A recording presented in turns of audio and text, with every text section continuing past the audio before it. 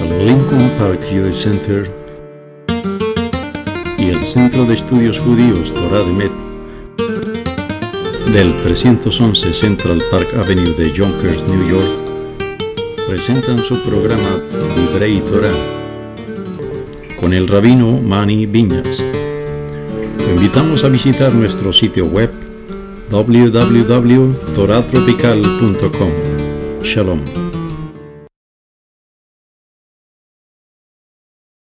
Ok, estamos haciendo una serie sobre las contribuciones. Anteriormente estudiamos una serie sobre las contribuciones de los rabinos sefaraditas, los libros que producieron a través de los siglos.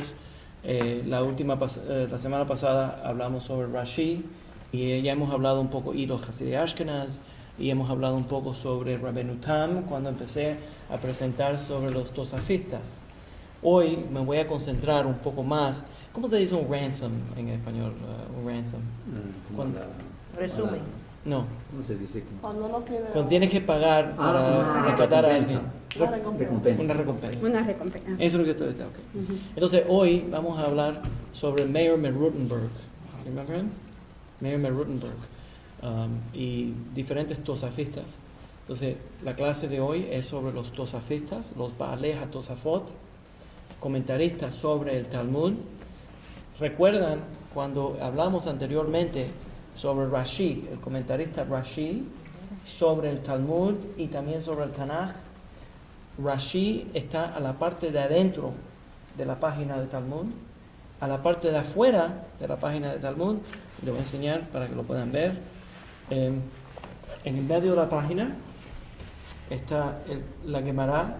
La Gemara está compuesta de dos libros. Es la Mishnah, el Talmud está compuesto de dos libros. Es la Mishnah y los comentarios de los rabinos, discutiendo la Mishnah. Eso se llama la Gemara. Juntos hacen el Talmud. ¿Se entiende la idea? Entonces el Talmud está en el medio de la página y a los lados están los comentaristas. El comentarista Rashi y Tosafot a la parte de afuera. ¿Ya? Entonces, ya anteriormente hablamos sobre Rashi.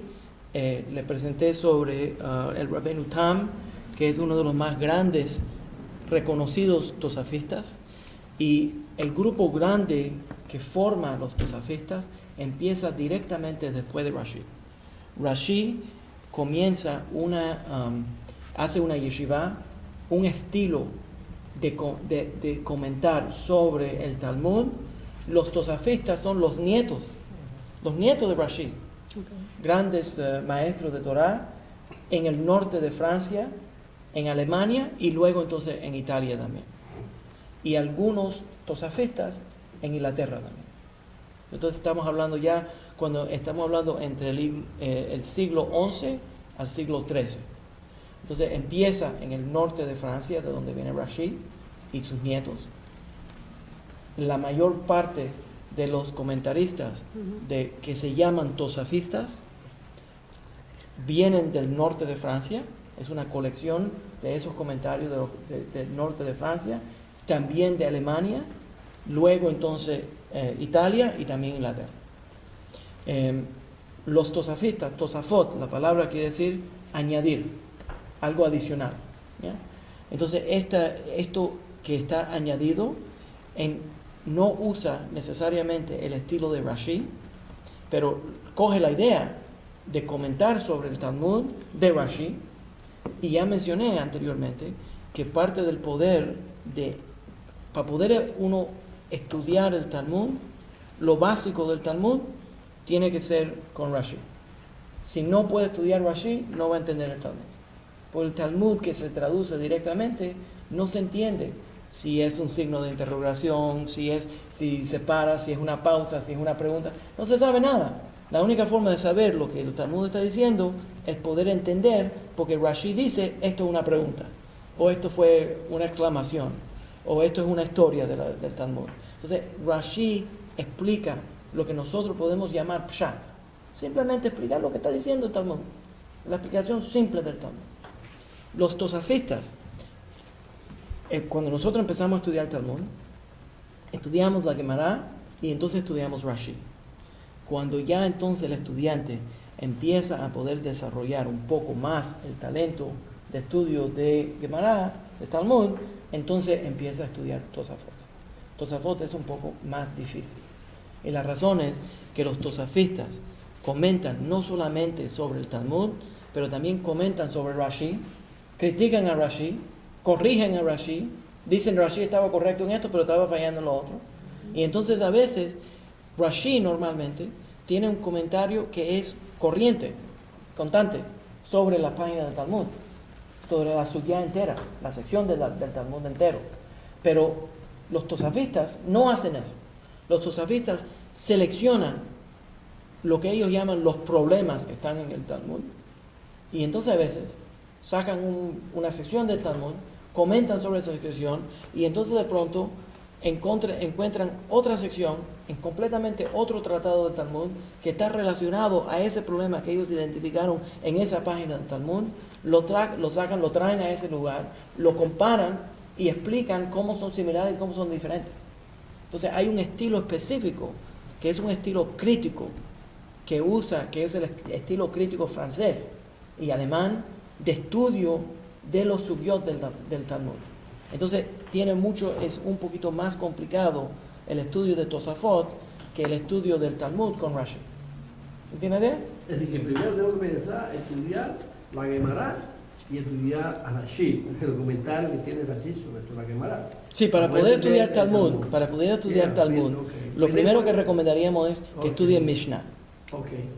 Cuando la persona empieza a estudiar Mishnah, el maestro empieza a enseñarle cómo es que se aprende la Mishnah. Déjame explicarte la razón que te lo digo así.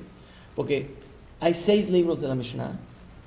Esos 6 libros de la Mishnah, luego se abren esas discusiones y esos se vuelven los libros del Talmud.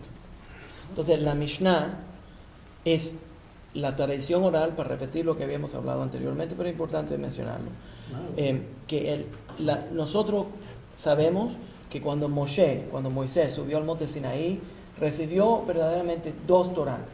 Una Torah escrita, la Torah escrita, Torah Shebiktav, y Torah Shebal Peh, que es la Torah oral. La Torah oral explica la tradición de los 5 libros de Moisés, del Tanaj, y explica cómo vivir esas leyes. Por ejemplo, la Torah dice ojo por ojo y diente por diente. Ain tachat ain. ¿Ya?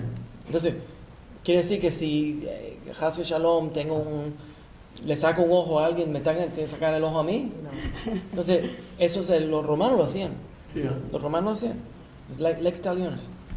Entonces, pero el Talmud entonces explica que de acuerdo con la Torah oral no es así. Es la idea de que si la persona pone demanda en la corte, el hombre tiene que pagar el valor de un ojo, pero no el valor de 2 ojos. Como se hace en el Bronx, cada vez que ponen una demanda, la gente paga precios enormes, ¿no? Entonces no es solamente que tiene que pagar el daño que hizo, pero no una cosa exagerada. ¿Ya? No se le puede matar a ese hombre porque tuvo un accidente, por ejemplo. Entonces hay ciertas tradiciones y hay un estilo de estudiar la ley. Y salen ciertas formas de estudiar la ley. Sí, porque en el caso de que fuera tuerto de un ojo, no lo pueden dejar ciego. Correcto. Esa sería una forma simple de explicarlo. ¿Sí? De verdad, a veces pero lo que pasa, cuando una persona estudia Talmud, empieza a entrar el Shakla Betaria y empieza a entrar a todo tipo, y entonces el tipo lo explica plenamente, sí, fácilmente. Okay. Entonces, pero conviene mejor que se estudie amistad, que son las leyes, y ya después irse a estudiar verdaderamente la Gemara, que somos ya entonces en esa onda me viste. Entonces cuando estudias Mishnah, estás estudiando la tradición oral escrita en corto. Y entonces cuando una persona aprende cómo estudiar Mishnah, se aprende cómo hacer las preguntas que van desarrollando los temas que están dentro de la Mishnah. Entonces, luego, los rabinos pensaron que el estudio de la Mishnah y cómo desarrollar la svara, la lógica que está en la Mishnah, se empezó a perder. Entonces, los rabinos hicieron en Sura Pompedita, Nahardea, hicieron una serie de convenciones de rabinos y trajeron todos los grandes sabios que eran expertos en estudiar la Mishnah.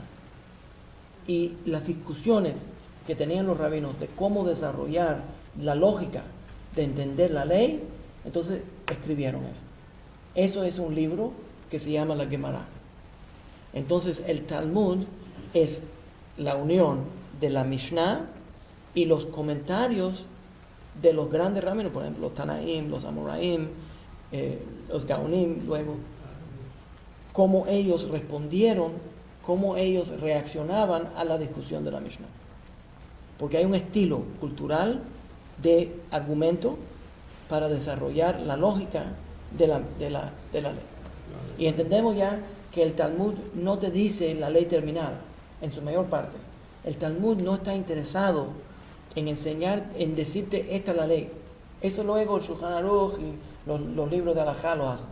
Lo que el Talmud quiere hacer es desarrollar la lógica de cómo llegar a la conclusión de la ley. ¿Te entienden la idea? All right. Entonces, Rashi lo que hace es que codifica, crea un sistema de comentarios que acompañan el Talmud para que la persona que está estudiando el Talmud más fácil pueda entender lo que el Talmud está diciendo. ¿Ya? Luego entonces, los tosafistas, que son los nietos de Rashi, empiezan a hacer una serie de comentarios sobre estos. También quiero mencionarles que, y por cierto, es una colección grande de grandes rabinos. Entonces, Rashi es un rabino, pero luego los yeshivot empiezan a producir este estilo de comentario que vienen de Francia, de Italia, de Alemania, algunos de Inglaterra, ¿ya? Entonces, eso se empieza a coleccionar a través del tiempo, siglo XI al siglo XIII, casi todo termina cuando se queman las copias del Talmud, cuando la Iglesia Católica quemó las copias del Talmud delante de la Catedral de París. Y yo les voy a contar sobre eso hoy. En ese tiempo, en Francia, ya se terminó la colección sistemática de los comentarios de los rabinos. Pero luego entonces se editan, se traen juntos todos los diferentes comentaristas y se llaman los Baalei HaTosafot. Los Baalei HaTosafot, los líderes, los maestros de comentarios adicionales sobre el Talmud. Y las personas que estudian Talmud, lo que les digo es que es más complicado poder entrar en entender lo que es Tosafot, y entonces voy a darle algunos ejemplos. Ya. De manera que puedo decir, Rabay, que básicamente todos los comentarios de la Mishnah se dieron del siglo XI, XIII más o menos. O sea, de ahí para acá se va a ir por... Los comentarios sobre el Talmud, sí, que se llaman los tosafistas. Esa es la escuela de comentaristas, la colección de comentaristas que les enseñé en la página, que están a la parte de afuera de la página de Talmud, que comenzó con los nietos de Rashi, ¿ya? Y le voy a dar algunos ejemplos de estos grandes rabinos. ¿Ya? Entonces, pero es un grupo grande de rabinos. Rashi es un solo rabino, y los Baalei HaTosafot son, a través del siglo XI, XII y XIII, varios rabinos en Francia, Italia, Alemania y Inglaterra, comentando sobre el Rashi y sobre el Talmud. ¿Se entiende? ¿Ya? Okay. ¿Todavía hay escuelas de tosafistas? No, hoy en día nosotros estamos estudiando Halajá y los comentarios de los tosafistas. Pero no se puede decir que los rabinos que están escribiendo comentarios hoy en día son tosafistas. Algunos usan el estilo de Tosafot, el estilo de análisis de Tosafot, pero eso toma tiempo para desarrollar. Hay un estilo específico, que es el estilo de Tosafot, que es un estilo crítico del Talmud. ¿Se entiende? Okay.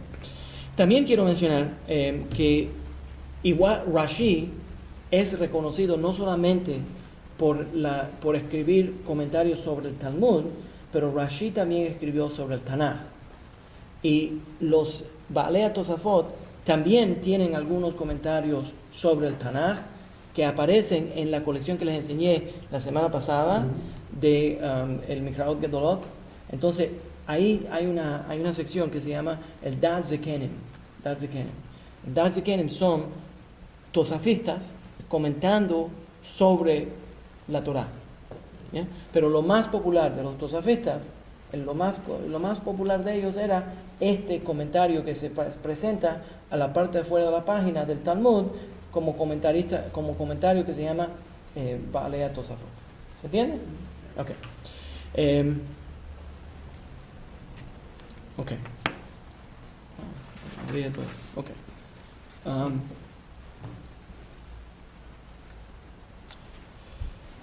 Ok, so déjame darle algunos ejemplos de los nombres de los rabinos. Los nietos, primero empezó con los nietos de Rashi. El rabino Meir ben Shemuel, que se llama el Ram. Rabbi Yehuda ben Natan, que es el Riban. Rabbi Yaakov Yosef Tam, Rabbeinu Tam, que ya hablamos anteriormente, que escribió el Sefer HaYashar, que tiene un gran número de comentaristas. Y entonces empieza a crecer el número de personas, y eso, el principio de los comentaristas llamados los tosafistas es en Francia, en el norte de Francia, de donde viene el Rashi. También entonces se desarrollan en Alemania, y en Alemania está el rabino Yitzhak ben Asher Halevi, que se llama el Riba, y Temimim Deim escribe un libro, y es cuando se escribe en la margen de los tosafistas, él sale en la Gemara en Sota, en la sección de Sota. También otro rabino que sale entre los tosafistas bajo el nombre Tosafot Yeshanim, o Tosafot Yeshanim, que son Rabbi Yitzhak ben Shmuel Hazaken, que es el hijo de Shimshon ben Abraham.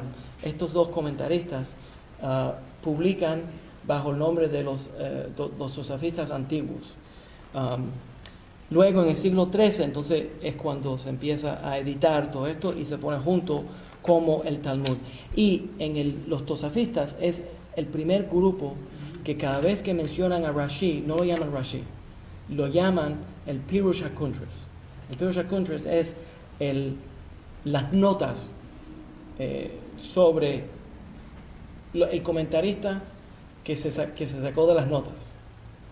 Y la razón es que Rashi publicó panfletos, ¿no?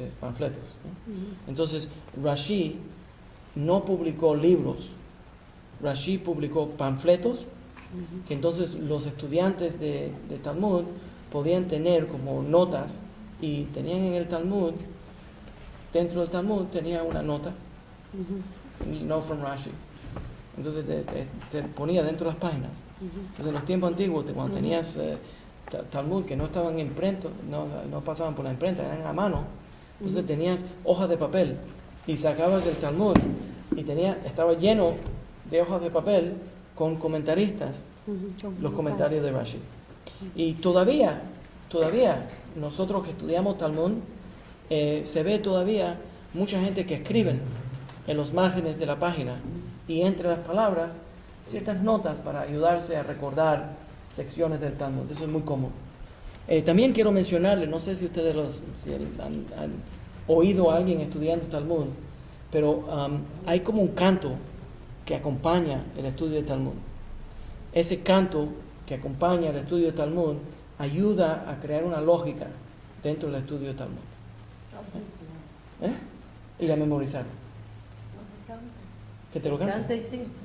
Es algo que es algo así. Entonces tiene cierta, y hay ciertos movimientos que la gente que estudia en Talmud desarrolla. Sí. Entonces, es como un estilo específico. Ok, entonces cuando hablamos de los tosafistas, producen una serie de material. No solamente el comentario de Tosafot que sale al margen afuera, pero también hay un libro, una colección de lo que se llaman los Piskei Tosafot. Esos Piskei Tosafot es una colección de las decisiones halágicas que los tosafistas tomaron y lo ponen al lado, en otra palabra, cuando yo estudio el tratado de Shabbat, y hay ciertos halajot que hablan sobre Shabbat, no sale en la página de Talmud al margen, sino al final de la Mesechta, al final del tratado de Talmud, hay una colección que se llama Piskei HaTosafot, y allí entonces te dice la ley terminada. En todo lo demás, anteriormente, es cómo se entendió la ley, cómo llegamos a la conclusión de la ley, pero no te dice cuál es la conclusión de la ley. Entonces, cuando quieres saber, tienes que llegar al final de la página, y al final del tratado, y ahí están las colecciones de los Piskei Tosafot. Estas son las decisiones de los tosafistas. Y yo fui y busqué, son 5.931 decisiones. Hay que buscar. Porque que se va a dar un shiur, tiene que decir la cantidad, ¿no? En 36 libros. 36 libros. ¿Ya? Perdóname, esta persona no me deja tranquilo. Sigue.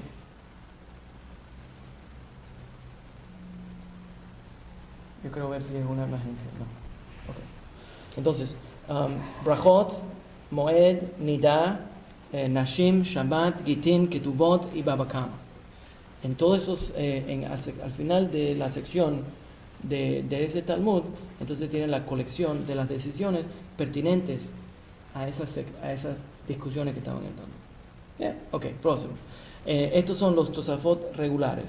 En el Tosafot regular, ¿cuánto fueron? 5.931. 931. 36 libros. 5.931 en 36 libros. 5.000. Yeah, pero son sakalajá, decisiones halágicas que vienen de ellos. Yeah? Ok, Tosafot regular, 31, la Gemara de Brachot. El tosafista principal en la Gemara de Brachot es Rabbi Moshe de Évreux, en Francia. Rabbi Moshe de Évreux. Évreux. Es un pueblo en Francia. La Gemara de Brachot es una sección del Talmud que habla sobre tefilá y las bendiciones en la mayor parte. La Gemara de Shabbat, Eruvin y Menachot, es los tosafistas de un pueblo que se llama Sens, S-E-N-S, y es una gran colección de rabinos y era uno de los lugares centrales del estudio estilo tosafista. ¿Se entiende? ¿Ok? Próximo, la Gemara de Yoma es Rabbi Meir Merottenberg. Perdón, la anterior fue... Es Shabbat, Eruvin y Menachot, son 3. ¿Ya? Yoma es Rabbi Meir de Rottenberg, y le voy a dar sobre la biografía de Meir Merottenberg porque es muy especial. Meir Merottenberg era un great Talmid Chacham, muy amigo mío. Yo lo quiero mucho, yo lo visito mucho. Gitin, Baba Kama y Julin es los tosafistas de Tosqueres, no sé cómo se pronuncia en francés. La Gemara de Sota es Shmuel de Évreux. Avodazara es Shmuel de Falais, Francia. Yeah? Zebachim es Baruch ben Yitzchak de Worms, de Alemania. Yeah?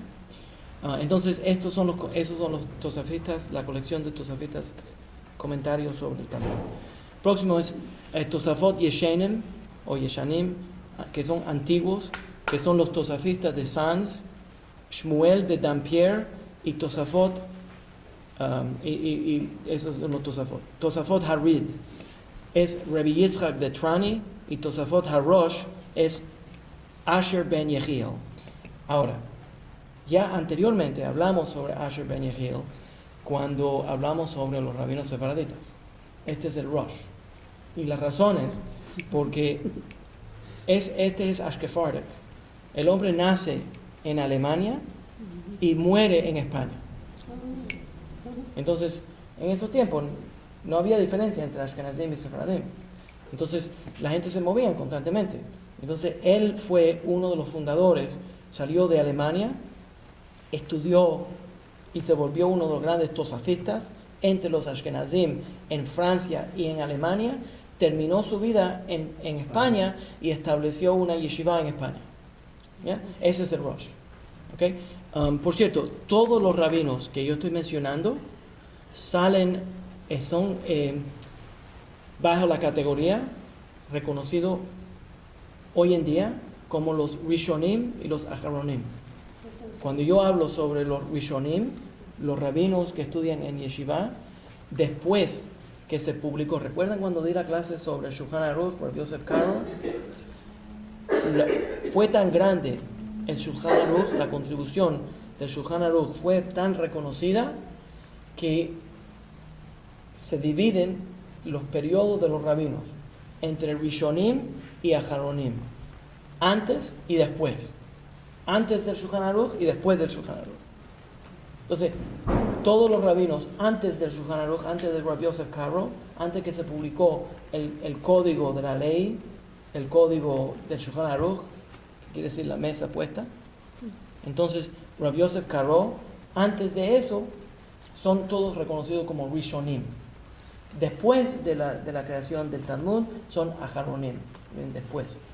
Y la razón es porque después de la creación del Shulchan Aruch, la mayor parte de los comentaristas usan el estilo del Shulchan Aruch y la división de la ley del Shulchan Aruch y comentan en una forma organizada basada en el Shulchan Aruch.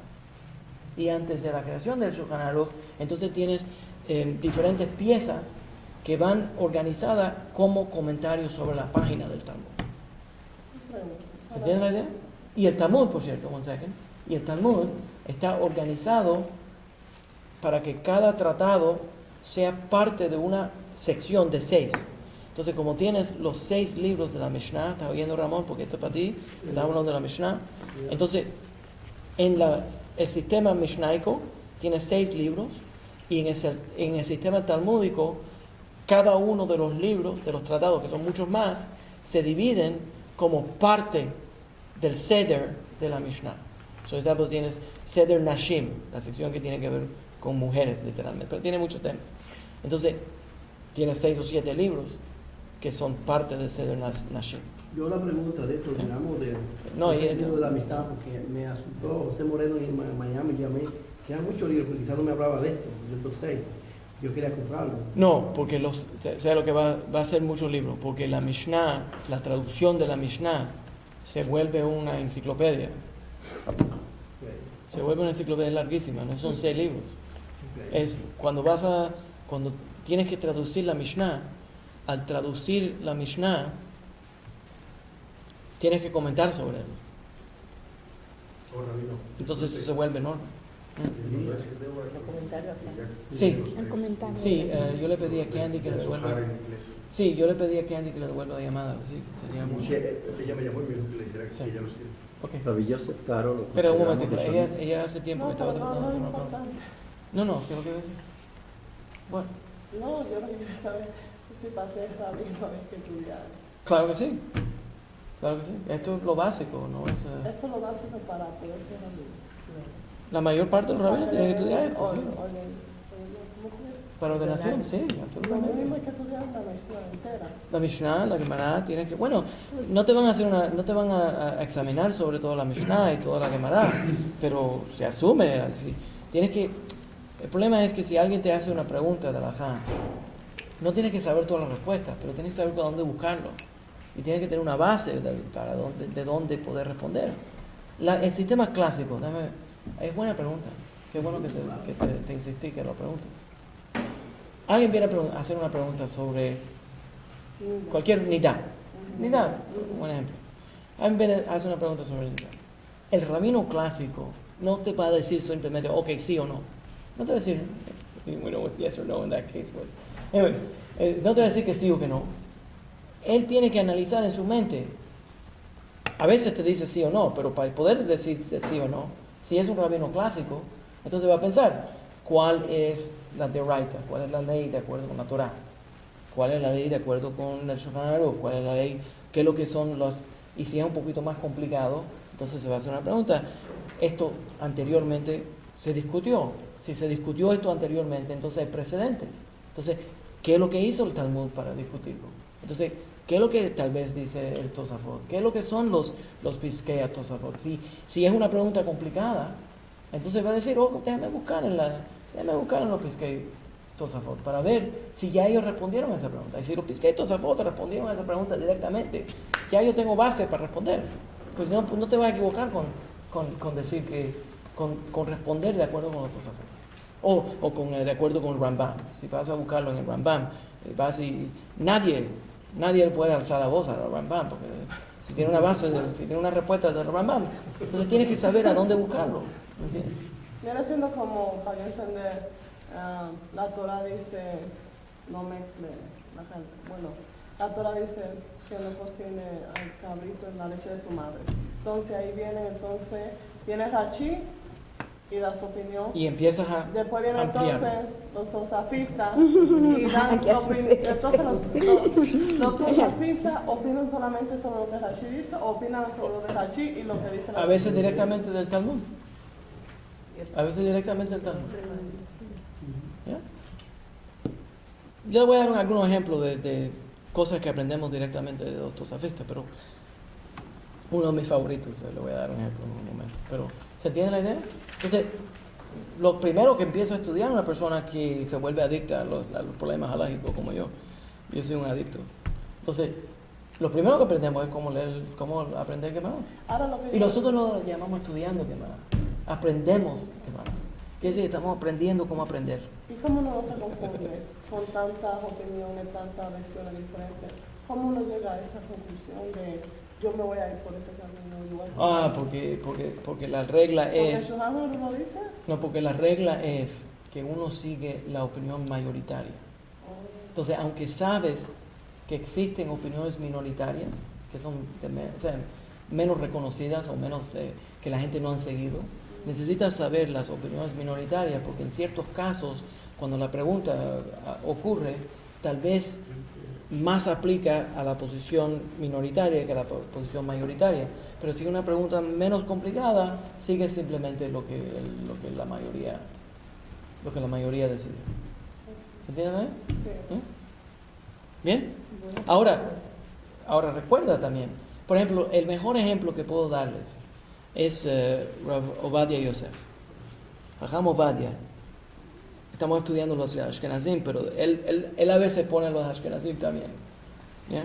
Porque él es equal opportunity, que da igualdad de oportunidad. Entonces, la razón que a mí me gusta Jajam Ovadia, Yavia Omer, es porque es lo mejor para una Aragán. Abres el Yavia Omer y ahí tienes 17 diferentes opiniones. No sé, es mejor. Y entonces, al final de las 17 opiniones, este dice que sí, este dice que no, ese dice que a veces y ese dice que...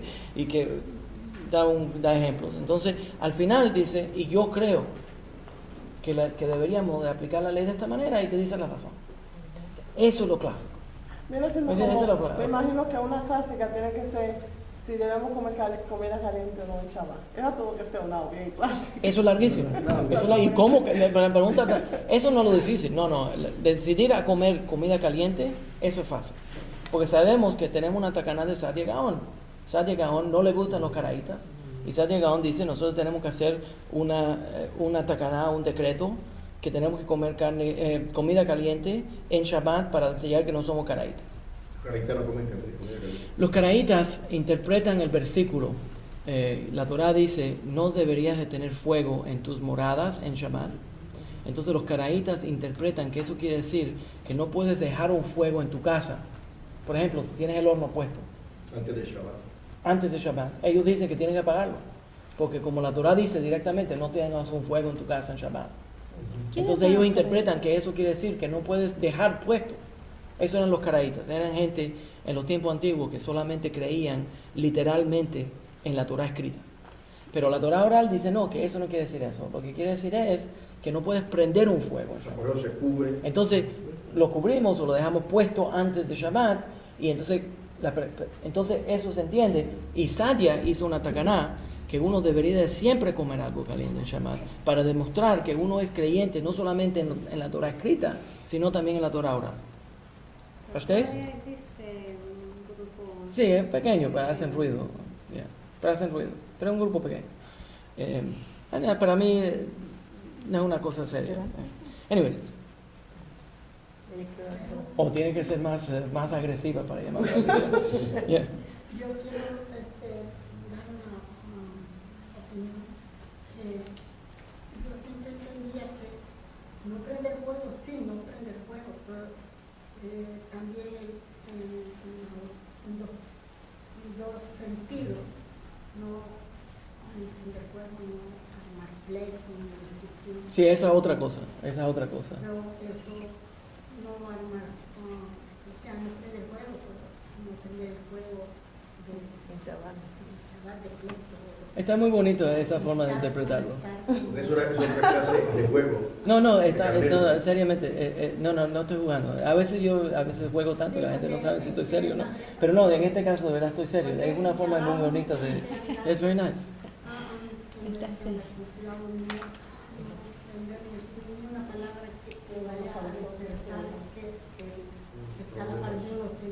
Es muy bonito, pero le digo la verdad, eso nosotros lo aprendemos de otra sección de la Torá.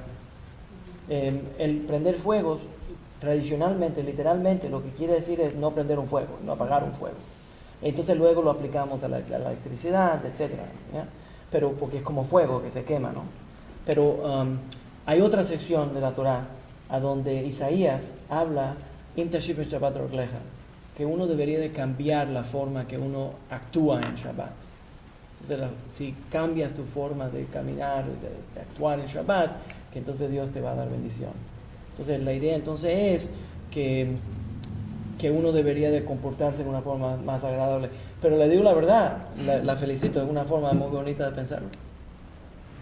Hoy aprendí yo de usted. Mira, muy bonito.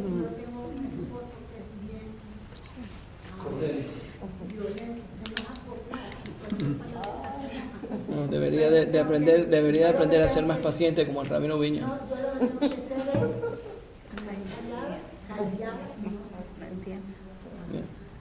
Ahí se le debe aplicar no encender el fuego en Shabbat. Eso es muy bonito. Eso es lo que está diciendo ella. Eso es lo que está diciendo. Muy bonito. Muy bonito. No, y es que alguien también aquí lo está cogiendo la misma idea. Sí. Yo en Shabbat siempre voy a desayunar cuando he visto mi esposa en la cocina, o si dice algo que no me gusta, para no encender fuego. Para no encender el fuego. Para no encender fuego. No quiero culpar el Shabbat del Yeah. Sí, pero la verdad, le digo la verdad, ahora no me voy a desviar tanto del tema, pero la verdad es que es mejor, usted cambia para él, pero él debería de cambiar para usted. Pero esa es mi humilde opinión. Pero él no tiene el salón del Eterno. Yeah. Es imposible que está interesado en el salón del Padre. Sí. Ok, ahora, ¿cómo andaba? Regresando al tema de Sadia. Entonces, fácilmente podemos decir que entendemos, alógicamente, esto es nada más para darte un ejemplo, entendemos que deberíamos comer carne o comida caliente. Yo digo carne, no sé por qué. Que tenemos que comer comida caliente. Comida caliente en Shabbat. ¿Ya? ¿Se entiende eso? Pero la pregunta es cómo calentarla. Oh, yo sé, en una plata. ¿En una aquí? ¿Me entiendes? Eso se Con complica. la plata. Mira a ver quiénes son. Yo creo que están buscando la clase. Tal vez están buscando la clase, no sé. La entrada. Sí. Ok. ¿Se entiende? Entonces eso es más complicado, porque entonces eso empieza a entrar a un área de qué es lo que quiere decir cocinar. Cocinar, Sí, ¿qué es lo que quiere decir cocinar? ¿Cómo yo explico cocinársela? hacer, preparar ¿Hacer preparar qué cosa? comida. ¿Comida qué? Comida para comer. Comida cruda. Cruda. Comida ¿Tú sabes cruda. cocinar? ¿Tú cocinas? Casi no. Por eso. Por eso no sé qué me pregunta. That's what I figured. Por eso que tuve que dar una marcha atrás a ver si eso era también, ¿no? Entonces, no, ok. Cocinar, halajicamente, una de las cosas prohibidas, uno de los mejor prohibidos en Shabbat es cocinar. Entonces, ¿qué es lo que quiere decir? Quiere decir que voy a coger algo crudo y lo voy a cocinar, o puede ser algo que ya está cocinado, que estoy recocinando. Entonces la pregunta halájica talmúdica es, ¿podríamos cocinar algo que ya está cocinado? No. Entonces hacen una regla en Bishur Achar Bishur. Quiere decir, no se cocina, no se puede considerar que algo está cocinado después que está cocinado. Entonces la pregunta es, ¿y si yo cojo algo seco? Esto es lo que el Talmud hace. Entonces, si yo cojo algo seco, una comida, un pollo seco, no quiere decir que no está muy mojado, y lo pongo en el horno a calentar.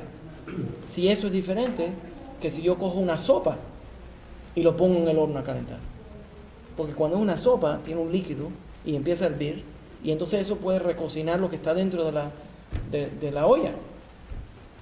Eso es lo que hace el Talmud con el calentar comida en Shabbat.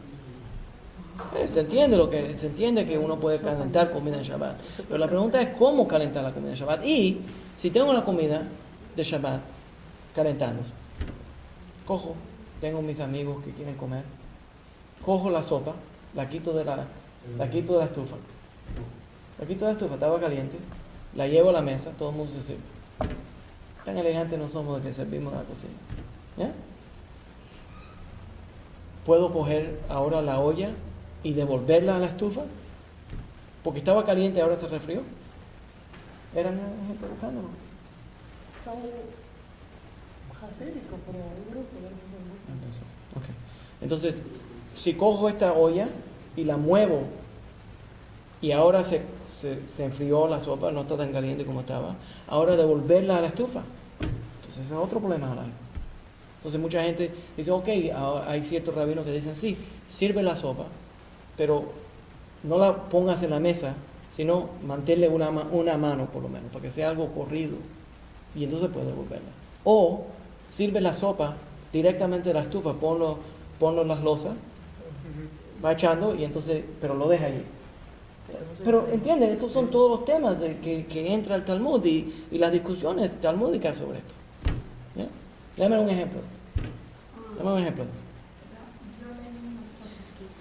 Si en el día de semana la gente va a ir a trabajar con cualquier cosa y helada y todo, porque no se van a poder comerse un sándwich o comer comida a la que uno puede preparar y salvar de dales con salsa o mayonesa. Sí, se puede. Se puede, pero es mejor porque como Shabbat es un día de delicia, entonces se supone que uno coma una comida mejor. Pero hay comida deliciosa, así no es necesario que esté caliente. No, pero es verdad, pero la razón que hablamos de esto es porque ya estaba explicando lo de los caraítas, que originalmente los caraítas interpretaban ese versículo diciendo que uno no puede calentar la comida, que no puede dejar el fuego puesto para calentar comida. Entonces hay una takaná, un decreto rabínico, que dice que para disfrutar más todavía el Shabbat y para demostrar que nosotros somos creyentes en la Torah oral, nosotros comemos comida caliente a propósito. Pero hay otra cosa, hay tantas maneras de mantener caliente. Ahora hay cosas especiales que mantienen bien caliente y como termomáticas, son como un material como una cosa como eso. Sí. Eso lo mantiene hasta 12 horas caliente. No tengo nada contrario a eso. No tengo nada contrario. Hay gente que tienen una cosa electrónica donde ponen la comida y ahí se calienta. Hay muchas diferentes formas de hacerlo, pero la idea es, yo a propósito, porque Sadia es amigo mío también, entonces yo siempre quiero rendirle culto a Sadia, porque es muy grandemente jajam. Son amigos míos por mucho tiempo. Entonces, uno trata de seguir lo que los rabinos hicieron, especialmente cuando tienes unos gaonim. Los gaonim eran los grandes sabios que salían de Babel, de Babilonia, y después de los gaonim, no tenemos, eso es lo último ya en la sabiduría talmúdica. Entonces, si Sadia hizo una takaná, es buena idea seguir la takaná de Sadia. Y además siempre es agradable comer algo caliente. Pero ellos comían comida fría entonces. ¿Quién? ¿Los caraítas? Sí, y peor todavía, se sentaban en las casas oscuras, no dejaban una luz puesta. Yo fui a un Shabbat con Yeah. Yo tengo recientemente me dieron un libro. No, el emblema. Yo iba a decir, ¿cómo? Yeah. Pero ¿Se está en casa? Triste. Sí. Está triste. Sí, triste. sí, Sabino, pero Uy, ahora regreso. Yo siempre cuando- ¿de dónde sale que hay que conversar en el Shabbat? Eso es anterior, eso es anterior. La idea era que como la gente no comía mucha carne durante la semana, entonces era algo especial comer un pedazo de carne por eso. No dice pollo y pescado. No tiene que ser pollo, Lo que tú quieras. cualquier tipo de carne. Pues de pescado y pollo. Mientras no sea carne de puerco. No. Sí, sale. O de caballo, no, Está bien. es más agradable que sea de No, caballo. yo lo que quería Muy preguntar- tosca la carne. Uno puede calentar la comida en microondas. No, porque si para poder prender la comida, para poder prender eso tienes que usar la electrónica. Pues yo tengo una estufa electrónica, Sí. entonces no puedo usar la estufa. Bueno, porque pero si la dejas antes de Shabbat. Pero el problema del horno de microondas es que la única forma de prenderlo es prenderlo en ese momento. Pero si pues tienes, por ejemplo, una olla, ya la olla es eléctrica, eso lo dejas prendido, no hay problema. ¿Me entiendes? Ok, ¿podemos seguir? No tenemos que aprender. Eso estamos viendo. You see what's happening? It's like vamos a terminar Nada. ¿Ellos quieren opinar también? Hacemos dieta en Shabbat. ¿Quieren hacerme un cuento? Ok. Vamos a entrar a uno de los... O sea que, en conclusión, hay que dejar o bien la estufa prendida desde el viernes, que es hasta Correcto. terminar, y el horno, cualquiera, o sea, estar uno seguro de lo que va a utilizar y dejarlo prendido. Correcto. Eso es todo, ¿no? Correcto. Venden unas tapas especiales para la hornilla. Ajá. Para la hornilla, pero el horno lo puede dejar para El horno hay que dejarlo. Yo siempre pongo el horno 210 grados. Y se queda en eso es todo lo que no sé qué no.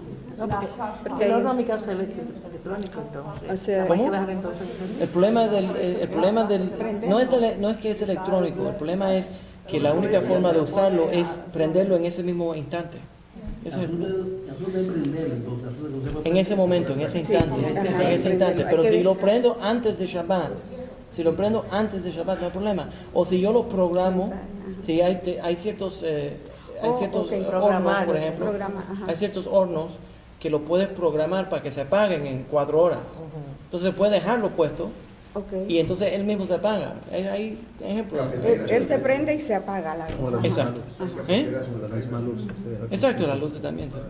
Okay. Las luces se dejan encendidas, chaval. Sí, pero también se puede usar temporizador. Sí. ¿Cómo? Temporizadores. Sí, Ok, voy a dar de los. Vamos a seguir aquí. Tengo que ponerme agresivo aquí para poder. Orden en la corte aquí. Y corte de 3 patines. No, esta no es la corte de 3 patines. La corte. Ok. Voy a entrar en dos voy a entrar a dos diferentes tosafistas. El primero eran dos de los más famosos. El primero lo voy a poner en orden cronológica. Rabbi Yehiel de París. Rabbi Yehiel de París es uno de los grandes tosafistas. Y Yehiel de París es uno de los grandes tosafistas, y la fama más grande que él tiene no es por sus comentarios como tosafista. La fama grande es que en el año 1240 el rey de Francia se juntó con un hombre que se llamaba Nicolás Donin. Nicolás Donin era un judío que se convirtió al catolicismo, un judío que salió del pueblo judío, se volvió católico y se volvió uno de los grandes apóstatas contra el pueblo judío. Y él quería convertir a los judíos al cristianismo, al catolicismo, y se volvió congraciado con el rey de Francia y con los arzobispos de Francia, y él planteó la idea de el uso de razón para tratar de convertir a los judíos al catolicismo. Entonces él decía que la razón que los judíos no se han convertido al cristianismo es porque no tienen suficiente educación para convertirse al catolicismo, y acusó que el problema era que el Talmud era un libro que se había vuelto una herramienta de Satanás para dejar atrás a los judíos. Esto es un hombre llamado Nicolás Donin, que se convirtió del judaísmo al catolicismo y se volvió antijudío. Y hicieron esta fue la primera disputación famosa. Yo creo que cuando hablamos de el Ramban, Nachmanides, hablamos de la disputación de Barcelona delante del rey Jaime de Aragón. ¿Se acuerdan? Esto vino antes y fue una de las grandes disputaciones. ¿Qué es lo que hicieron? El rey organizó un grupo de teólogos que iba a decidir. Por cierto, Nicolás Donin, hay 4 lugares en el Talmud a donde aparece la palabra Yeshu, el nombre Yeshu. Entonces, y en todas las ocasiones que sale la palabra Yeshu, que se puede interpretar como Jesús, entonces en esos 4 lugares donde sale, no específicamente dice que es este hombre, pero los cristianos que están siempre pensando que todo tiene que ver con Yeshu, interpretan que es Yeshu. Y en algunos lugares se puede interpretar que es Yeshu, pero no son positivos los comentarios. Pero eso no significa salvación. Sí. Pero Yeshua, por ejemplo, quiere decir salvación también, pero es un nombre, es simplemente un nombre. ¿Bien? Entonces, en estos lugares, hay un lugar, por ejemplo, en el Talmud que habla de ciertos hombres que son castigados para toda la eternidad. Cuando habla del infierno, hay poca gente que son castigadas para toda la eternidad, y uno de las personas mencionadas es Yeshua. Entonces, este hombre interpretó que eso tenía que ver con Jesús. Y entonces dijo que el Talmud era lo que estaba envenenando al pueblo judío contra el cristianismo. Y hicieron un jurado contra el Talmud. Y trajeron los más grandes sabios sacerdotes de la Iglesia Católica en Francia, lo pusieron todo en Francia, un panel grande de los más grandes teólogos de la Iglesia Católica contra un rabino, contra 2 rabinos. Y le forzaron a estos 2 rabinos que no podían decir nada que sería blasfemia contra la Iglesia Católica. Entonces, tenían que defenderse, pero no podían decir nada contra la... ¿Y cómo va a defenderse? No podían defenderse. Entonces, el más grande fue Yehiel de París y Moshe de Coucy, de un pueblo en Francia.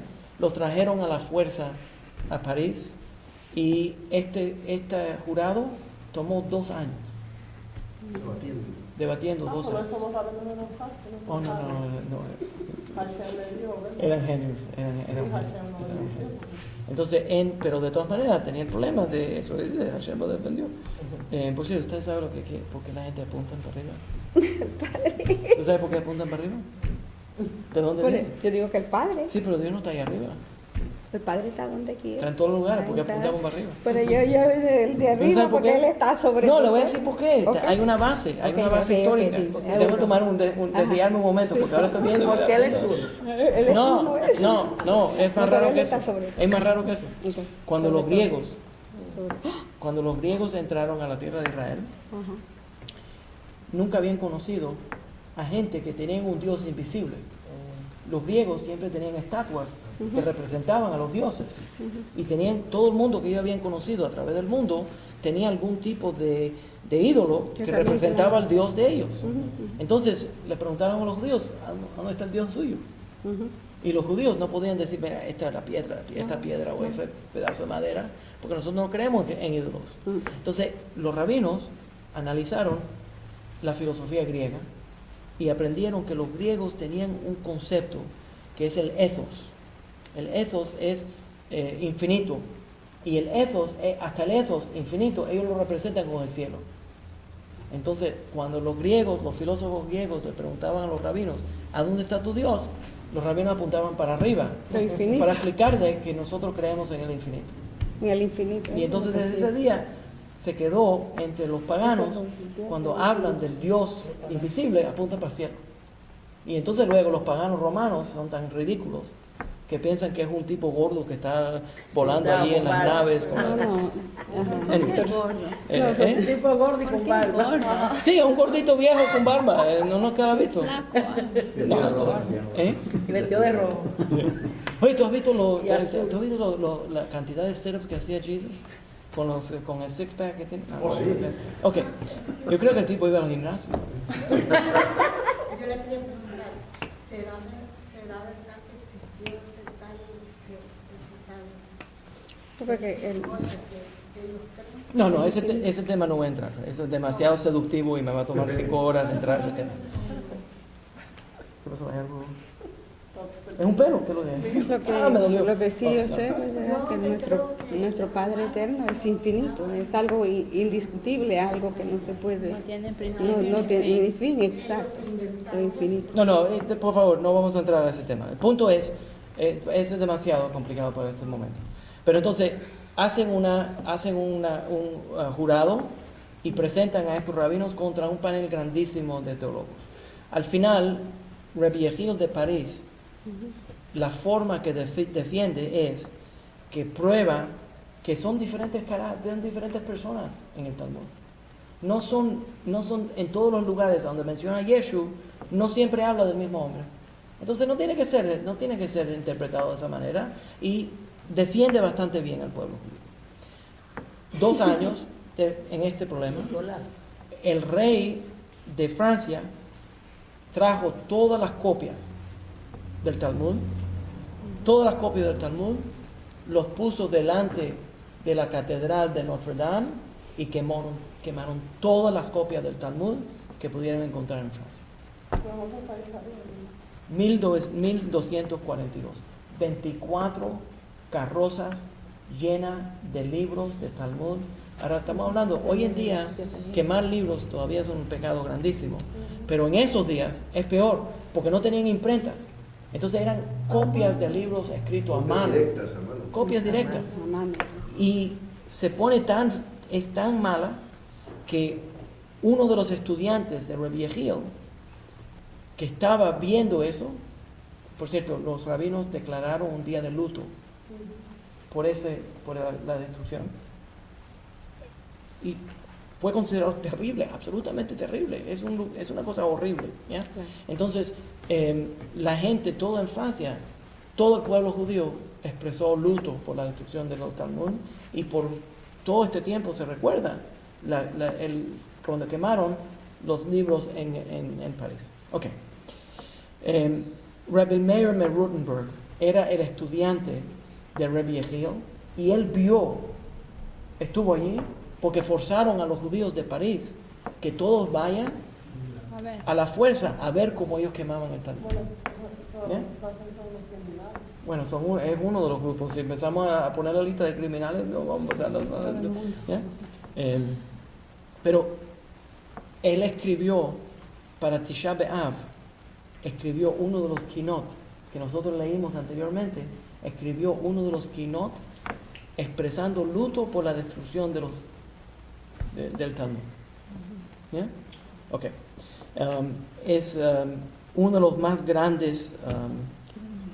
Rabbi Yehiel de París, que fue el que defendió allí. Por cierto, el otro rabino se llama el Smag, y nosotros vamos a estudiar sobre el Smag después, lo llaman el Smag.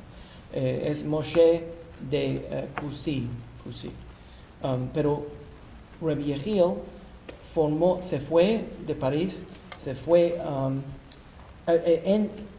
de París para la tierra de Israel, y en 1265 murió en la tierra de Israel, y escribió cuando se fue de París, después de la destrucción de las copias del Talmud, escribió que los judíos no deberían ni seguir viviendo en Europa.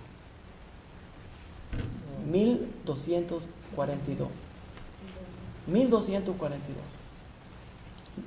Vamos a terminar mal en Europa. Y entonces, en ese tiempo, se va para la tierra de Israel. Está enterrado en Harakarman. Pero este mismo personaje es el que cuando murió el hermano no le hizo... No, estás acordándote de otra cosa. Es el cardenal, el cardenal de París. Recientemente, el cardenal Lustiger. El cardenal Lustiger es irónico. El cardenal Lustiger, durante la Segunda Guerra Mundial, la familia, sabiendo que venían los nazis, escondieron, tenían 3 hijos, escondieron a los hijos en casas de los vecinos que eran cristianos y se escaparon. Los 3 hijos sobrevivieron. 2 de ellos que habían sido criados por sus vecinos. Imagínate un vecino durante la guerra, cuando hay escasez, toman a un niño, lo adoptan y le dan de comer. Tiene que ser gente muy especial.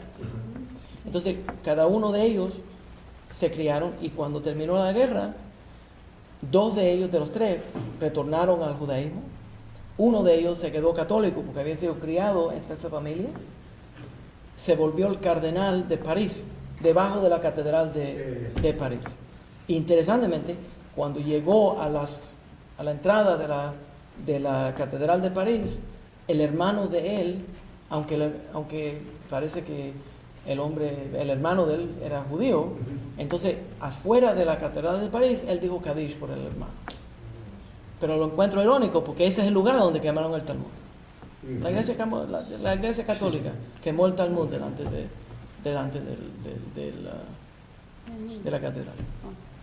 ¿Se entiende? Pero eso estamos hablando de siglos diferentes. Okay. Rabbi Yehiel formó una yeshiva en París que era tan grande que tenía 300 estudiantes. Estamos hablando de una yeshiva de gran tamaño. Okay. El estudiante, el más famoso estudiante de Rabbi Yehiel de París, ahora les voy a contar, tengo que retornar, porque cuando estoy hablando de los Rishonim de este periodo de tiempo, el primero que me acuerdo es Meir Rutenberg. Y entonces dije, no, mejor voy a dar sobre el maestro de Meir Rutenberg para poder decirles sobre cuando quemaron el Talmud. Pero Meir Rutenberg es uno de los más famosos. Okay.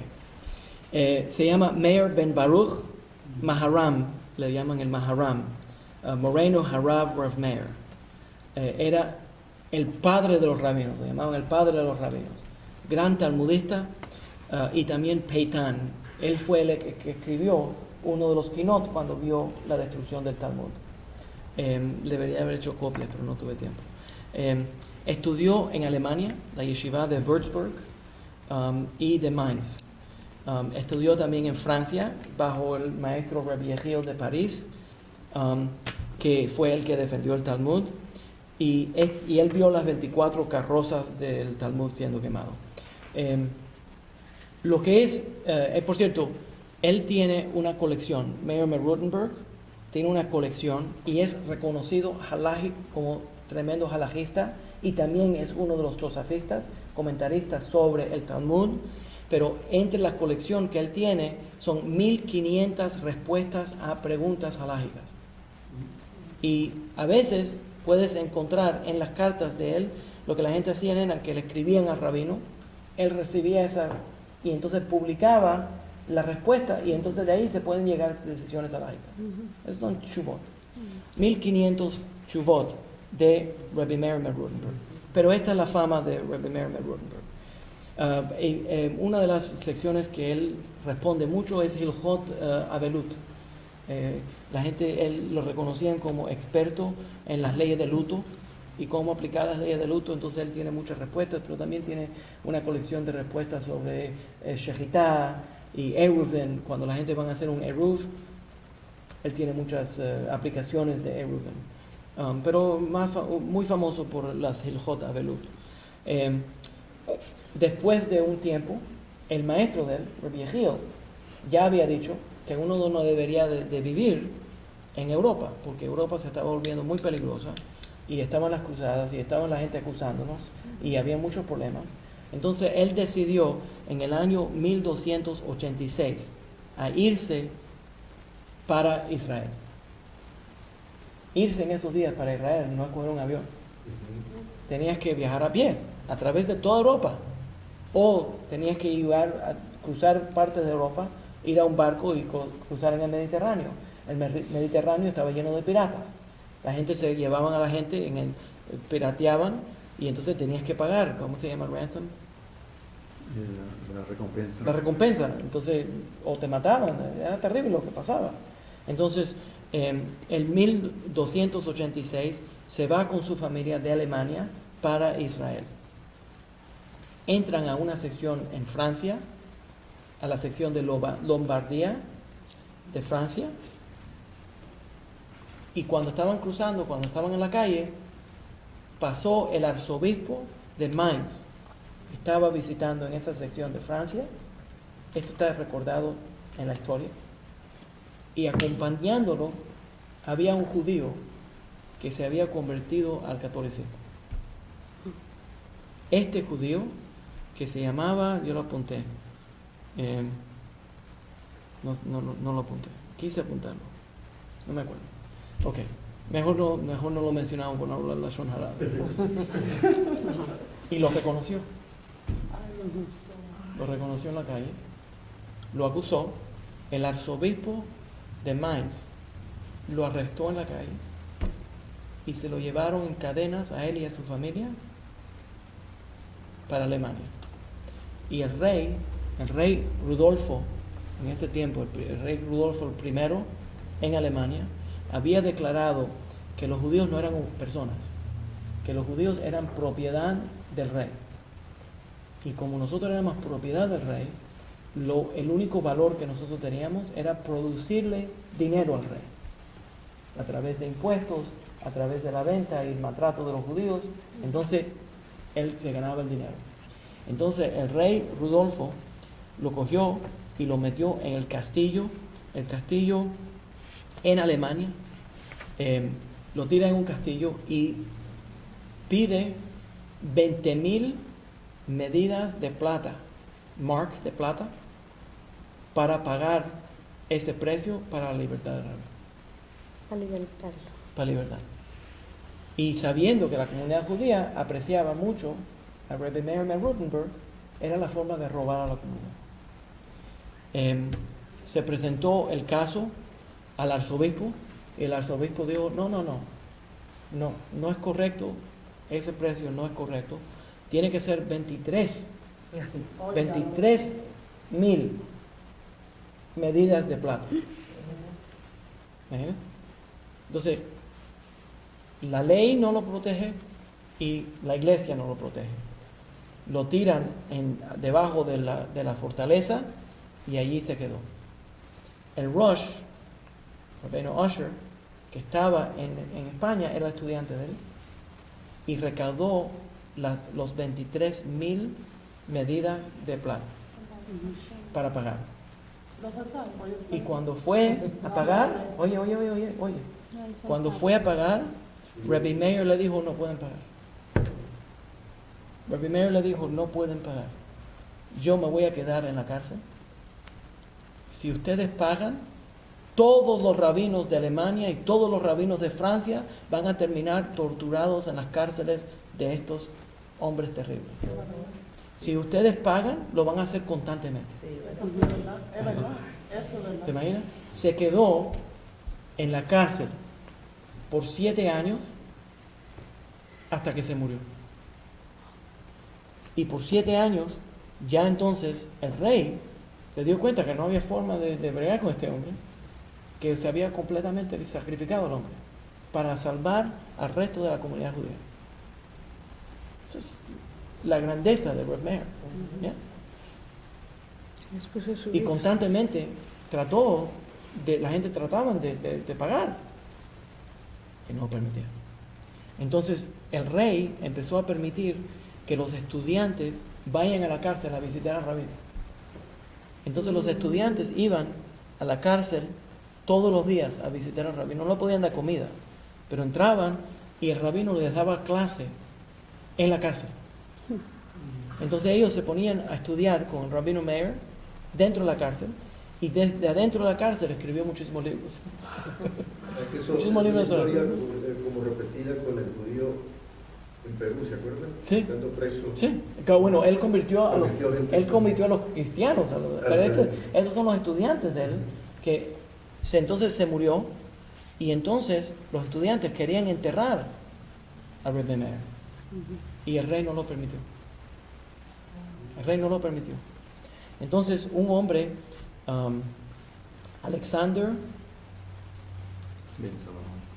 Ben Shlomo, sí, pero Wimpheimer, pagó para comprar los restos de él 14 años después de la muerte.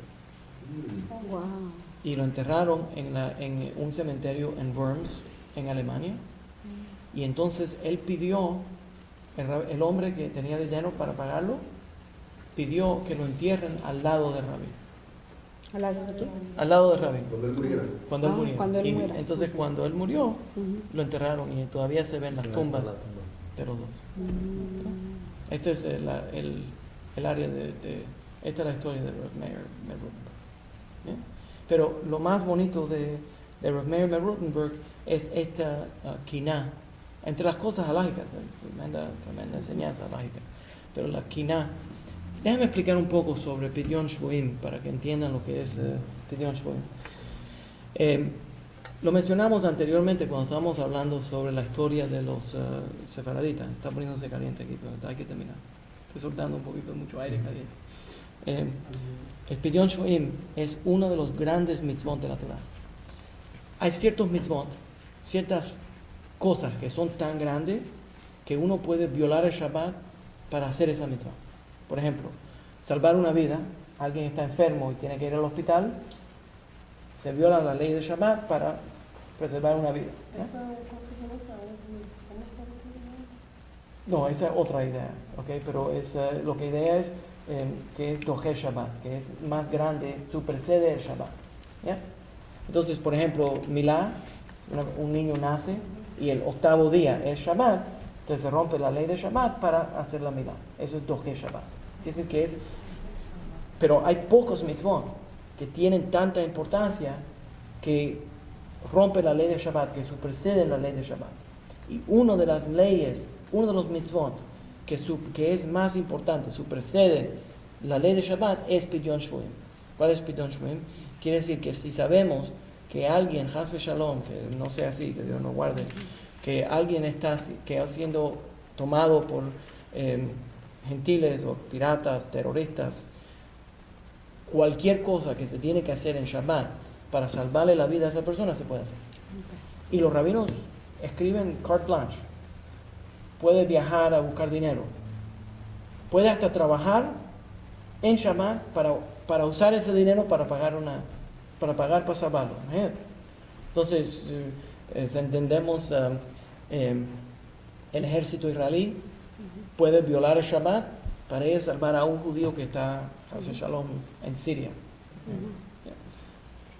No es teoría.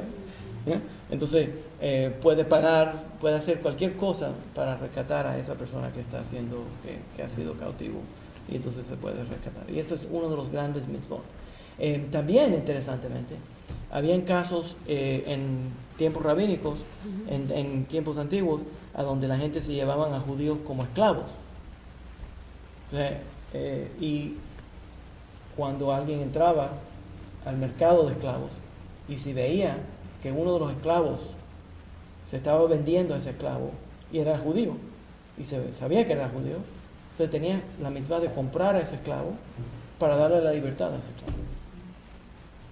Eso es muy común. Y lo vimos también. Ustedes saben que nosotros en nuestras vidas eso ha ocurrido. ¿Como el amigo suyo, el que está viendo la película? Mi amigo Abishai. Mucha gente. El gobierno de Israel compró judíos etíopes en Sudán.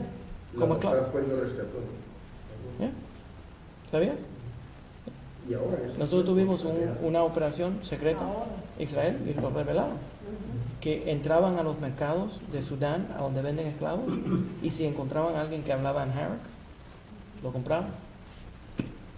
Y hay un señor que viene a la sinagoga que fue así como fue salvado, ¿ya? Por un agente del Mossad. Pero es una mitzvah muy, muy grande, la mitzvah de Pidyon Shvuim. ¿Ya? Entonces, hoy hablamos de Rabbi Yehiel de París, que fue el que defendió el Talmud delante del juzgado contra el Talmud en París, año 1242. Hablamos sobre los tosafistas del norte de Francia, de Italia, de Alemania y de algunos que venían de Inglaterra. La próxima vez vamos a hablar sobre Smag y otros grandes tosafistas. Aprendimos en general sobre los tosafistas que aparecen en el otro margen de la página, que empezaron a través de los nietos de Rashi y la importancia de los comentarios de los tosafistas. Déjame darle un ejemplo más sobre dos comentarios que quiero mencionarles de los tosafistas. El primero le va a ser de interés a ustedes. Hay una sección en el Talmud que habla sobre los convertidos y describe a los convertidos, y cuando dice el Talmud que los convertidos, la gente que se convierte, los Gerim, son como un grano, una marca fea que se forma en la cara del pueblo judío. Es fuerte. ¿Se entiende? Tremendo insulto. Tremendo insulto, ¿right? No, cuando tú estás bien, ¿no? Si te sale una espinilla, tú dices, wow, claro, tengo juventud. Muy bonito, de verdad. Casi tan bueno como lo que dijo ella del calor. Me gusta mucho. Bien, bien. Hay una señora que viene a las clases mías que déjame decirte que lo que mencionaste sobre prender un fuego en Shabbat lo encuentro tan agradable que si me das permiso lo voy a repetir. Pero hay una señora que viene a estas clases que normalmente la gente que observa el Shabbat, ¿ya? Se dice que son observantes de Shabbat. Ella nunca dice que ella observa el Shabbat, ella celebra el Shabbat. Esa que tiene. Pero eso que mencionaste es absolutamente agradable. Casi tan bueno como... ese te quedó casi tan bueno como el. Pero no. Entonces se puede interpretar eso de una forma muy fea. Los tosafistas leen ese comentario del Talmud y dicen, ¿por qué es así? Porque el Ger, cuando guarda la Torah, lo hace con tanto corazón, lo hace tan completo, que hace que el pueblo judío quede mal. Oh, esa es la mancha. Esa es la mancha. ¿Cuál es la mancha? De que si este tipo que no nació judío, esta tipa que no nació judía, observa tan correctamente Shabbat, tú que naciste judío, ¿por qué tú no lo observas también? Entonces dice, esa es la marca en la cara. Entonces, nada más para dar un ejemplo. Y tiene otra, o sea, se puede interpretar de otra manera, ¿verdad? No, se puede interpretar de múltiples maneras, pero lo estoy diciendo, a mí se me ocurren muchas diferentes formas, pero yo quiero decirle lo que los tosafistas, está escrito ahí. Ese es uno. El otro que le quiero mencionar es una halajá lemase, y yo lo he mencionado anteriormente, pero déjeme dar un ejemplo de esto. Vamos a pasar el examen a esta joven. Vamos a pasar el examen. ¿Cuál es la señal? Ustedes responden, tengan cuidado. Quédense callados todo el mundo. Si no se pueden controlar, pónganse la mano. Ok. ¿Cuál es la señal en los animales que ese animal es kasher? Hay dos señales en un animal. Tiene que Rumiar. ¿Tú ves que ella sí sabe? Devolver y volver a pasarse. Ok, rumiar. Y las patas Y tiene que tener las pezuñas bien. Sí, no, pero sí, no. Ok, te vamos a poner una estrellita de oro. Una estrellita de oro para ti. Okay, ahora, uno más. Vamos a ver si Luis sabe esto. ¿Cuál es la señal en los peces de que es kasher? Las escamas y las aletas. Pero si tiene escamas, siempre tiene aletas. Okay.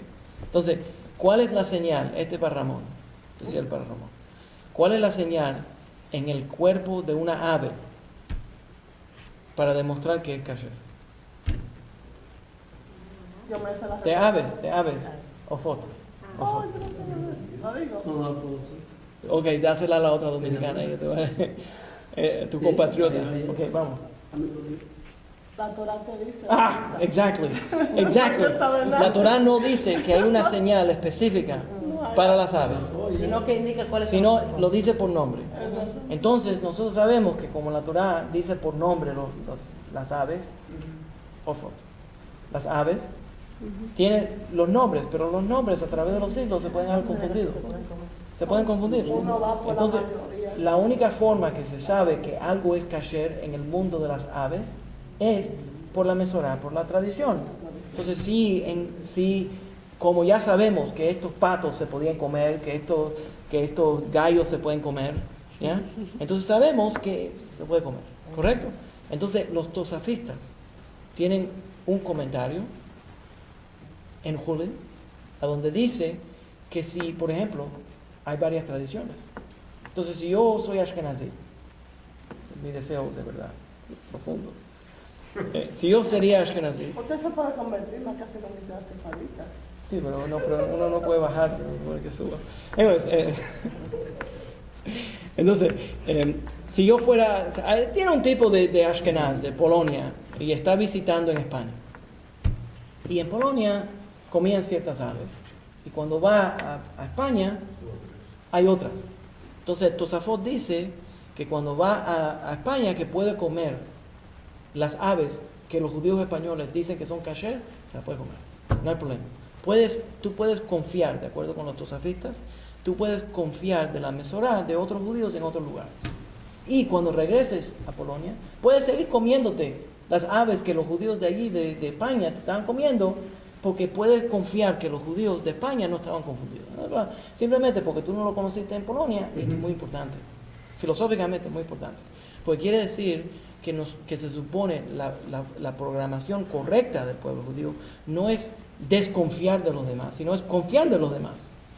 Y hoy en día no confiamos de nadie, no confiamos ni de nuestros abuelos. ¿Ya? Tenemos que poner al rabino que tiene la barba grande a poner la hashkajá. Pero en la forma normal, nosotros se supone que confiemos, podemos confiar de la tradición de otras comunidades judías. Eso se llama un Heskat Kashrut. Podemos asumir que la gente está haciendo la forma correcta, hasta que vemos que no lo están haciendo correcto. Pero asumimos, normalmente en la halajá, podemos presumir, decidir anteriormente, que la gente cuando están haciendo las cosas, que las están haciendo correctamente. Esto es muy importante. Entonces, llega una persona a la sinagoga. Y dice, yo soy judío. Yo no tengo que chequear los papeles. Si él dice que él es judío y tiene todas las señales de ser judío, porque dice que es judío y viene a compartir en la sinagoga, ¿por qué me va a mentir? Entonces, eso se llama Heskat Kashrut. Otra aplicación de Heskat Kashrut, a mí nunca se me olvida me llama una sinagoga. Yo estaba estudiando, todavía no me habían ordenado como sofer. No tenía Kabbalah en Sofrut, pero estaba estudiando. Y era un estudiante avanzado en Sofrut. Me llama una sinagoga, un señor que era de una sinagoga en el Bronx. Y me dice, rabino, nosotros queremos ponerte para que chequees todos los cifres de la sinagoga. Que tienes que chequear todos los cifres de la sinagoga de un solo viaje. ¿Qué ocurrió? Hubo un problema, se quemó la sinagoga, ¿qué es lo que pasó? ¿Se mojaron los cifres? No, nosotros lo hacemos todos los años. Me pregunto, ¿por qué tienes que chequear la cifra todos los años? Porque nosotros teníamos un tzadik, era un tremendo hombre en el Lower East Side, que era sofer y nos cobraba todos los años, antes de Rosh Hashanah, para chequear todos los cifras Torah, para estar seguros de que estaban kasher. Y nosotros te vamos a pagar a ti porque ese gran tzadik murió. Gran tzadik. Entonces le dije, señor, un gran ladrón, no un gran tzadik. Entonces, ¿te imaginas? Y no se me prende el bombillo de bobo, joven. Le dije la verdad. Entonces le dije, no, ustedes no tienen que chequearlo, se pueden asumir que todos los cifres de Torah son kasher. Y se asustó el hombre. ¿Quién eres tú para contradecir al gran rabino del Lower Side? Y me dice de todo. Y entonces me dice, yo te voy a reportar a los rabinos de Yeshiva University. Y entonces llamó a los rabinos de Yeshiva University a darle las quejas de que yo le había dicho eso. Los rabinos dijeron, él está correcto. Entonces me llamó y me pidió perdón y me dijo, no, porque cuando uno ve un Sefer Torah, se asume que son kasher. Igual que los seres humanos. Nosotros asumimos que los seres humanos son kasher hasta que vemos que no son kasher. ¿Se entiende? Ok. Entonces esa idea nos enseña del Balei Tosafot. Ok. Vienen los siglos, pasan los siglos. ¿Cómo ustedes le dicen al pavo? Guajolote. Guajolote. Guajolote. Los mexicanos dicen guajoloto. Guanajo. Guanajo en Cuba, sí. ¿No? Y conocemos que hay cierta gente que son guanajos también. Pero eso es otra cosa. Pero, ¿qué es lo que ustedes le dicen? Pavo? No, pavo. ¿Eh? Bimbo. Depende de la región, bimbo, pavo. Sí. Nosotros pavo. Si alguien viene y me dice pavo. guajolote, Sí, lo más común es que le dicen pavo. Ok. Yo Entonces, tampoco sé, ¿no? Yo no, pavo nosotros le llamamos. pavo. Ustedes le dicen pavo también. Ok. Dice Pero guajolote. el pavo, ok. ¿De dónde viene? Es del Nuevo Mundo. De la pava. de la Es el Nuevo realeza. Mundo, es del Nuevo Mundo. Así es. ¿Oh, sí? Entonces, Claro.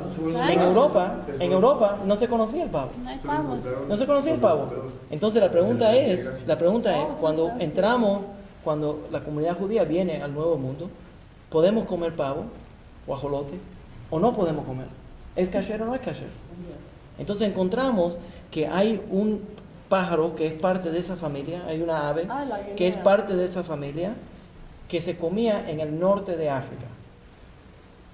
Y como las comunidades judías reconocían a esa ave como kasher, los rabinos aplicaron que se puede comer pavo. Y todavía entonces hay grupos hasídicos que no comen pavo, porque dicen que no existía en la Mesorá comérselo. Pero nosotros sí lo comemos aplicando el Tosafot, que dice que cuando vas a visitar una comunidad y esa comunidad lo aceptó y ya tiene una tradición de que esa ave es kasher, entonces no lo podemos comer. Entonces hoy en día podemos comer pavo por la contribución de los Tosafot. Y realmente una de las aves es la chiquita, la codorniz, ¿no? Sí, eso es diferente. Eso es otra cosa. Claro que sí. ¿Ya? ¿Puedes repetir la clase de Yitzhak? Sí, creo. Muy bueno. ¿Preguntas? ¿Todo el mundo contento? ¿Satisfecho? Está bien, muy bueno. ¿Qué dicen ahí esa gente? No, contento. ¿Todo bien? Eso es lo que me Chumpe, chompipe. No, vamos, todas las palabras para... Más nombres ahí. Cantidad de nombres. Chompipe. Chompipe. Chompipe, ¿de qué país es Chompipe? Chompipe en Costa Rica. Ah, qué interesante. Bimbo, pavo, guajolote, guanajo. Ese guanajo todo el mundo lo conoce. Y cuando se ve un guanajo se identifica fácilmente. ¿Qué guanajo? ¿Cómo le ¿Qué dicen? guanajo? Es el pavo, pero también lo usamos para gente boba, para gente tonta. Ese es un bobo, un tipo que es bobo, que es simple. Entonces le dicen ese es un guanajo. Los pavos son bobos. Sí, porque son bobos. O sea, tú sabes que los pavos son tan tontos que si empieza a llover y suben, se ahogan. Sí, Se ahogan. Son estúpidos. los pavos son tontos. O sea que- Sí. sí, pero Pero son hermosos, tienen Sí. unas plumas La primera ave que yo maté cuando hice Shahitá fue un pavo. Sí. Primero, pero no hay que ser chiquitano. Porque él es más fácil. Es más facilito. Colombia dice el pavo también, ave de corto vuelo.